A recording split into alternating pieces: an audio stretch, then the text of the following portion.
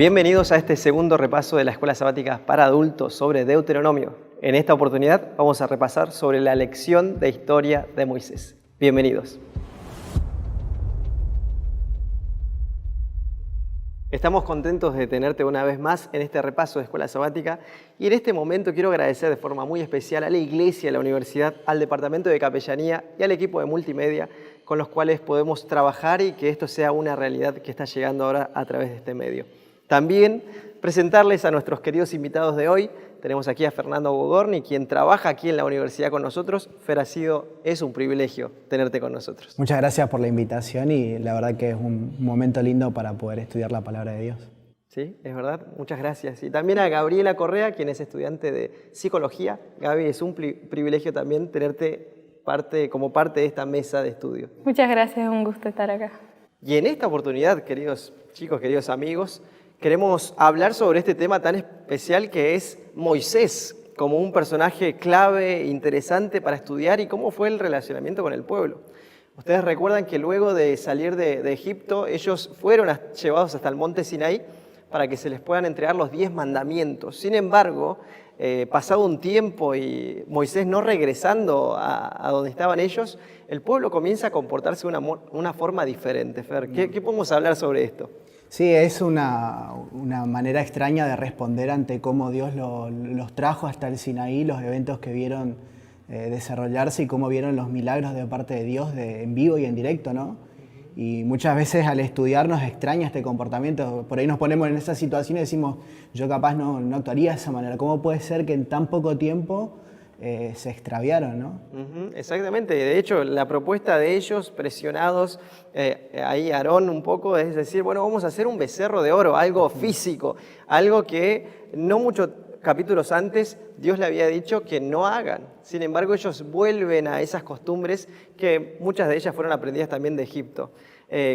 ¿Cómo esto nos puede hacer pensar en la forma en que nosotros como pueblo podemos estar cometiendo algunos errores también? Sí, una de las cosas que me llamaba la atención de este evento en particular es que ante la aparente demora de Moisés en el monte, el pueblo se descarría, ¿no? Un tanto como tal vez nos puede pasar hoy en día, que ante una aparente demora de Cristo nosotros también tendemos a descarriarnos del camino que Él nos marcó. Sin embargo, ahí Moisés va a tomar un rol sumamente importante como líder.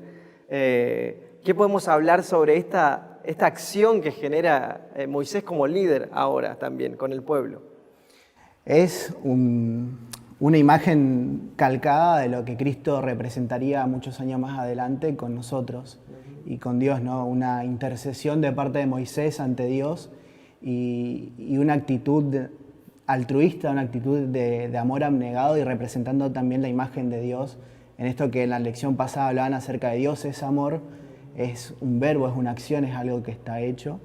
Y acá Moisés lleva adelante esa acción de decir, no, si ellos no van, yo no voy. Si no los perdona, borra mi nombre del libro. Qué interesante esto, porque Moisés tranquilamente, no sé, podría haber dicho, bueno, yo no cometí la falta, yo estoy bien con Dios. Sin embargo, él no es ajeno al pueblo y al problema del pueblo, sino que él también siente su rol como líder. Y de hecho, el pueblo tuvo que pagar un precio por esa incredulidad, digamos. Tuvo que estar 40 años en el desierto, algo que Dios les había anunciado también. Y ahora, ¿cómo nos lleva a reflexionar esto de que Dios cumple 40 años después la promesa de que ellos van a tener la posibilidad de ingresar otra vez a la tierra prometida? Gaby, ¿qué te hace pensar en esto? Está bueno para eso mirar toda la Biblia de una forma completa, ¿no? Hay varios otros relatos que dicen que Dios dice algo y después justamente pasó exactamente lo mismo, ¿no? Podemos dar ejemplos de la vida de Daniel, las profecías de Daniel, la vida de José.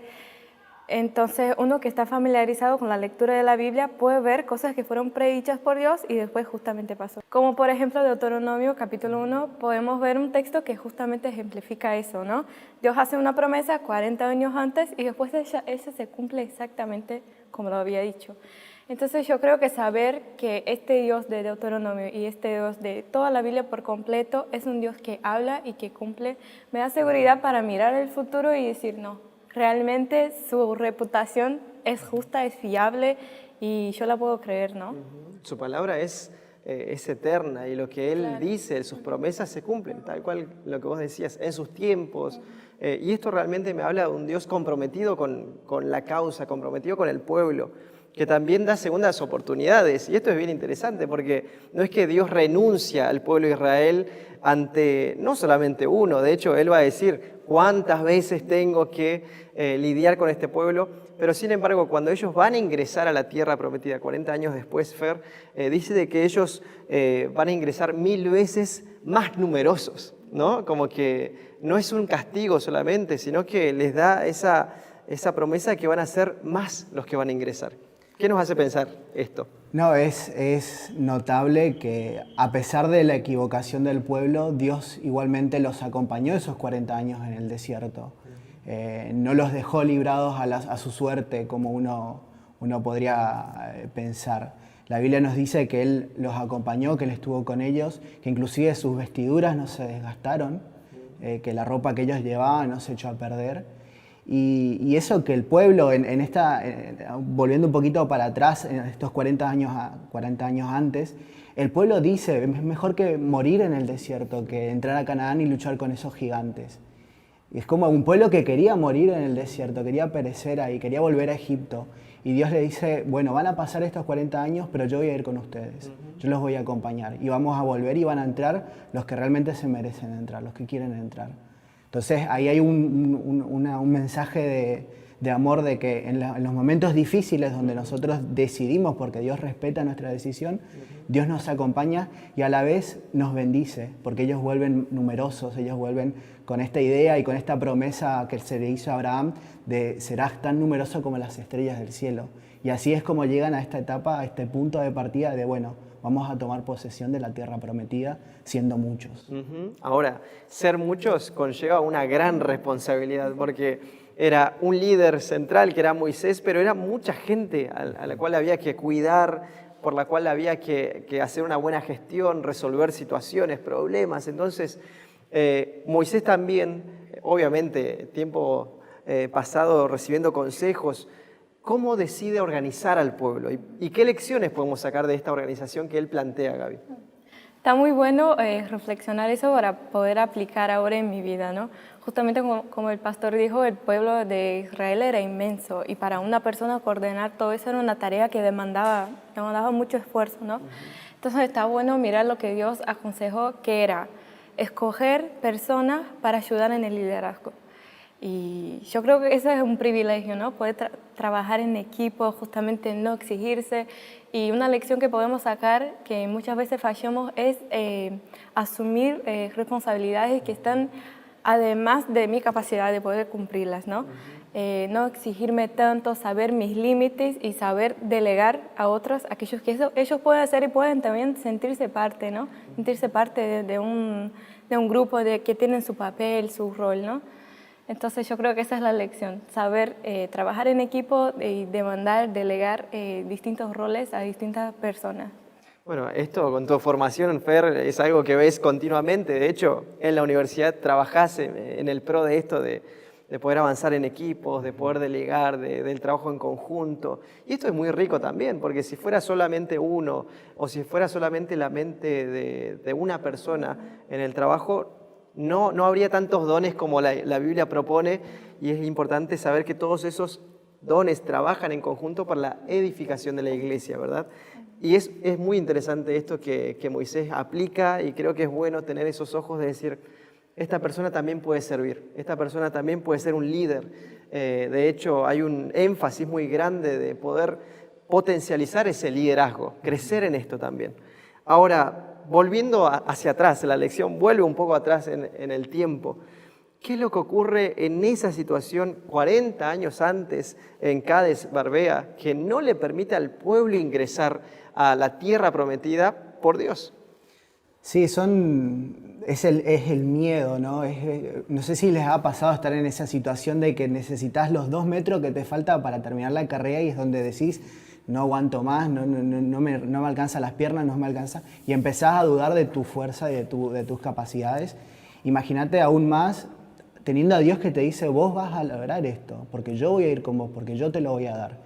Y el pueblo, junto con Moisés, cuando vuelven los 12 espías de analizar la tierra esta, de ver cuáles son las ciudades, se ven con miedo, con temor, porque hay gigantes en esta tierra, porque son ciudades fuertes, ciudades establecidas, y ellos un pueblo de pobres, por así decirlo, que no tiene más a nadie que un Dios. Pero cuanto más razón, con más razón deberían poder avanzar hacia adelante habiendo tenido ya ejemplos de sobra de cómo Dios les da la victoria y cómo Dios los puede llevar hacia adelante. Pero no, el pueblo decide, como mencionábamos antes tal vez, morir en el desierto o volver a Egipto porque Dios los llevó a una situación que ellos no podrían pasar, según su perspectiva.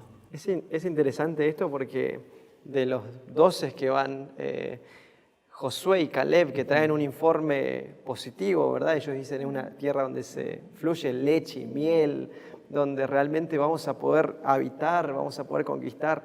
Lo que mencionan los otros 10, que hay ciudades fortificadas, que hay hijos de gigantes, ellos no es que lo desmienten, de hecho, se ve que ellos también lo vieron. Claro, es así, es una realidad. Es una realidad, sin embargo, nosotros queremos creer en la palabra de Dios y avanzar. Entonces, esto también me hace pensar que un cristiano, una persona que cree en Dios, no es alguien que está ajeno a las realidades que son dificultades, que se colocan en el camino, sino que es alguien que por encima de esas dificultades ve a un Dios que promete algo y, como decía Gaby hace un momento, lo que Él promete también lo cumple, ¿sí? Ahora, en relación a esto, nuevamente en esa oportunidad, Moisés hace una obra de intervención, de intercesión, y habla, tiene un diálogo con Dios que está allí en Números 14, del 11 al 20. ¿Qué cosas te han llamado la atención, Gaby, de este diálogo que Moisés tiene cara a cara con Dios? Yo siempre escuché eso de interceder, ¿no? Pero ¿qué es interceder? En realidad, es ser un abogado, ¿no? Ir y pedir en favor. Eso encontré que es lo que era interceder. Entonces lo que Moisés hacía era eso, iba a defender o a pedir en favor del pueblo a Dios. Pero lo que realmente me llamó la atención es que no iba minimizando los errores, no iba pidiendo para que Dios perdonara porque el pueblo lo merecía, sino que siempre apelando al carácter divino, ¿no? Dios, por favor, perdona al pueblo porque tú eres bueno, porque tú eres misericordioso, porque los otros pueblos escucharon de nosotros, siempre entendiendo que vos nos ayudaste, que vos nos hiciste lograr eso y no por nuestro propio esfuerzo, nuestro propio poder, ¿no? Entonces lo que me llamó la atención es eso, que como un abogado del pueblo, Moisés no va a minimizar, a pedir perdón por los errores, sino que pedir, Dios, por tu reputación, por favor, sálvame eso, ¿no? Yo noté una frase que me pareció muy buena, que la postura de Moisés justamente era, lo que hago está mal, y si no sufro por eso, es porque Dios me perdona, no porque yo lo merezco, ¿no? Entonces eso me llamó mucho la atención. Realmente Moisés ahí se preocupa por dos cosas aparentemente, ¿no? Una, interceder por el pueblo, que el pueblo no sea destruido en esta oportunidad, sino que tenga otra chance de poder tener una relación con Dios. Pero también se preocupa por el carácter de Dios. ¿Qué va a decir el pueblo? ¿Qué van a decir los demás? Entonces está preocupado por el pueblo, pero también por el carácter. Mantener la imagen de Dios en alto. Porque en este sentido considero que Moisés entendió la verdadera razón por la que Dios eligió al pueblo. Que no es solamente para construir un pueblo santo, sino para que el resto del mundo conozca a ese pueblo santo y quiera imitar a este pueblo santo y quiera ser traído al redil de Dios. Entonces, Moisés entendió esta misión, él lo llevó consigo y se lo recordó de alguna manera a Dios en este momento en el cual él intercede, como mencionabas, ante él y ante el pueblo. Ahora, esto del llamado que tiene el pueblo de Israel de ir conquistando, ¿no? a otros pueblos, mostrándoles quién es Dios, hay partes que es un poco difícil y la lección entra en un tema que es difícil de responder, que es ¿cómo es que Dios pide al pueblo de Israel que conquiste a las naciones de una forma como la plantea, ¿verdad? Muchas veces el pueblo de Israel tenía como primera instancia la negociación, la paz, decir, bueno, únanse, sean parte de este pueblo con estas leyes también, pero muchas otras tuvieron que entrar, tuvieron que invadir, y era una indicación de Dios. A veces esto es difícil de entender, pero ¿cómo podemos llegar a tener un poquito de luz en relación a este tema que es tan sensible? Sí, a mí me gustó una frase que comentaba ella antes acerca de que Dios, o Moisés en realidad, cuando se presenta ante Dios, no minimiza los problemas. Esa es una actitud que nosotros también deberíamos tomar porque en ciertas cuestiones en la que la Biblia comenta, por ejemplo, este caso particular acerca de la destrucción de pueblos o la matanza tal vez de mujeres, niños y ancianos, nosotros no deberíamos minimizar esos temas y tratar de esquivarlos de alguna manera, sino buscar la razón detrás de esto, qué es lo que se da en ese contexto, por qué tal vez Dios permitió esto. Puede que haya cuestiones que la podamos dilucidar y puede que haya otra parte que Dios nos explicará ya llegado el momento, ¿no? Pero entender esto a la luz del conflicto cósmico, de que no es una lucha solamente contra carne y sangre, sino contra potestades, como mencionan en Efesios, que la razón de todo esto es que el amor de Dios sea conocido no solo acá, sino en todo el universo, para todos los pueblos, para todas las naciones, inclusive las que nosotros no conocemos. Entonces, a la luz del gran conflicto, estas situaciones cobran sentido, porque el pecado es algo que debería rearse de la tierra, no debería existir en la tierra. Y Dios encima en su infinito amor ha dado mucho tiempo, porque se menciona que ya a Abraham se le dijo que estos pueblos iban a perecer y se le dio muchísimo margen para que el pueblo se arrepienta. Es más, el caso de Jonás, ¿no? Tan interesante de cómo Dios ha tomado una decisión, pero después se vuelve atrás porque el pueblo se arrepintió. En estos casos Dios les dio a muchos la posibilidad de arrepentirse de su mala conducta. Algunos pueblos no aceptaron esa invitación y tal vez vemos estas situaciones en la Biblia que nos pueden desconcertar. Pero es interesante analizarlas y tratar de, en comunión con Dios y en oración, buscar alguna razón detrás de esto, y si no, ya nos vendrá. Es interesante ponerlo en el marco que lo colocaste, Fer, del gran conflicto, de que así como el pecado ha tenido su tiempo para evolucionar y avanzar, también llegarán los juicios de parte de Dios. Dios también procede de una forma. Y esto lo vemos a lo largo de la historia también. Lo hemos visto con los grandes imperios, Babilonia, Dios diciéndole, va a venir alguien que se llama Ciro y los va a conquistar, y de hecho fue así. Y en esas oportunidades también hubo muerte. En este caso justo es el pueblo de Israel el que lo tiene que hacer. Sí. Pero en muchos otros pueblos... Al pueblo de Israel. Exactamente, como esos juicios y esos llamados de atención. Entonces, sin lugar a dudas, esto ha sido y esto es una lección que nos permite seguir hablando, seguir buscando, seguir meditando en las formas en que Dios trabaja con su pueblo y con un líder como es Moisés. Entonces, así es. Ay, perdón que te interrumpa, es que estaba tratando en esto de entender esta razón detrás de las muertes. Me encontré con unos versículos que son bastante conocidos, pero que me muestran un poco más allá el carácter de Dios detrás de esto. No tanto con la mirada cortoplacista de Dios permitiendo estas matanzas, sino de la visión a largo plazo de Dios en esto del gran conflicto, ¿no?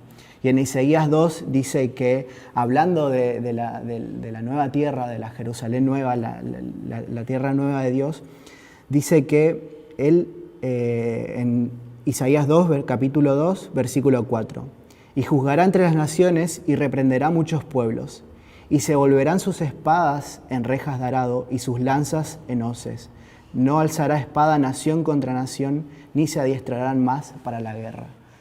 Este es el carácter de Dios. Él no quería eso, él nunca estuvo en sus planes eso. Y la promesa es de que todas estas cuestiones, estas situaciones dolorosas de guerras, de luchas, de muerte, serán transformadas, ¿no? Y no tenemos que perder de vista, como hablábamos, el gran conflicto y la resolución final del gran conflicto. Amén, amén. Realmente estamos llegando al final de este repaso. Yo no sé si quedó algo más que quisieran mencionar, pero sin lugar a dudas, el ver cómo el Señor ha sido misericordioso, ha sido piadoso, cómo fue guiando a Moisés, que ha sido un gran líder, un gran profeta y es reconocido así en la Biblia, nos permite saber y entender que Dios tiene planes para con nosotros, planes para con su pueblo, que también Él cumple con sus promesas y que por sobre todas las cosas llegará el día cuando se cierre este gran conflicto que terminamos hablando sobre esto y ya el pecado no existirá más, no será más parte de nuestra vida, quedará solamente en el pasado y tendremos la posibilidad de poder alabar su nombre por los siglos de los siglos. Así que ha sido un placer, una vez más Fer, una vez más Gaby, gracias por acompañarnos y gracias a vos también que estás del otro lado y te invitamos a que sigas acompañándonos en esta lección de Escuela Sabática sobre Deuteronomio.